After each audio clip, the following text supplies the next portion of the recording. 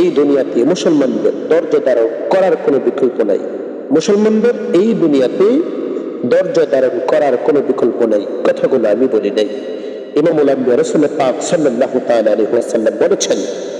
মুসলিম শরীফের আমরা যদি মুসলিম শরীফের 2956 নম্বর হাদিসের আলোচনা শুনি, ইমামুল আম্বিয়া রাসূল পাক সাল্লাল্লাহু তাআলা আলাইহি ওয়াসাল্লাম বলেছেন যে এই দুনিয়া হচ্ছে মুমিনের জন্য কয়েদখানা, জেলখানা এবং কাফেরের জন্য জান্নাতখানা। নবীজির এই কথা থেকে আমরা স্পষ্ট বার্তা পেয়েছি, মেসেজ পেয়েছি যে দুনিয়াতে মুসলমানদেরকে কষ্ট করতে হবে, কেননা এটা হচ্ছে মুমিনদের জন্য কয়েদখানা, জেলখানা, কারাগার, আর কাফিরদের জন্য জান্নাত।